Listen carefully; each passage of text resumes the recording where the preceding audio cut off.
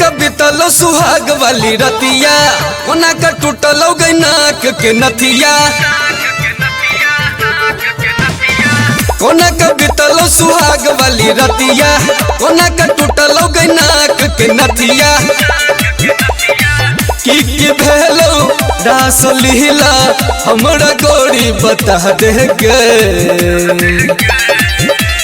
सैया मोरा धके कोरा घोड़ा पर चढ़ल करे, एक रात में चांद के पार देखल करे। सैया मोरा धके कोरा घोड़ा पर चढ़ल करे, एक रात में चांद के पार देखल करे।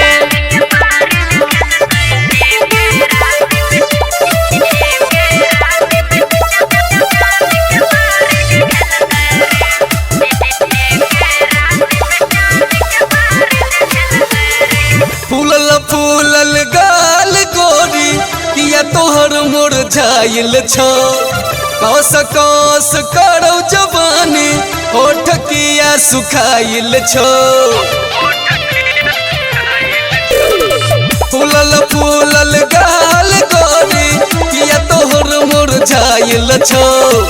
कस कस करो जवानी होठ किया सुखाइल छो। नहीं बहाना कर गोरी साफ साफ तू हमरा बता दे गे। सैया मोरा धके कोरा घोड़ा पर चढ़ल करे, एक रात में चांद के पार देखल करे। सैया मोरा धके कोरा घोड़ा पर चढ़ल करे, एक रात में चांद के पार देखल करे।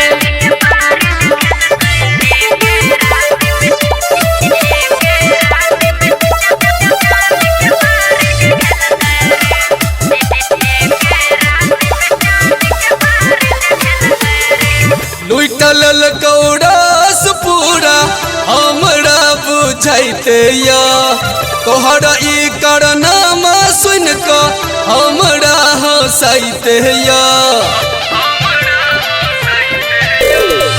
लुटल कौड़ास पूरा हमरा बुझाइते या, तोहरा ई करनामा सुन क हमरा हंसाइते या।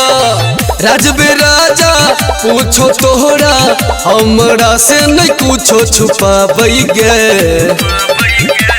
सैया मोरा धके कोरा घोड़ा पर चढ़ल करे, एक रात में चांद के पार देखल करे। सैया मोरा धके कोरा घोड़ा पर चढ़ल करे, एक रात में चांद के पार देखल करे। कोना का बितलो सुहाग वाली रतिया, कोना का टूटलो गई नाक के नथिया। की भेलो रास लीला हमरा गोरी बता दे गे। सैया मोरा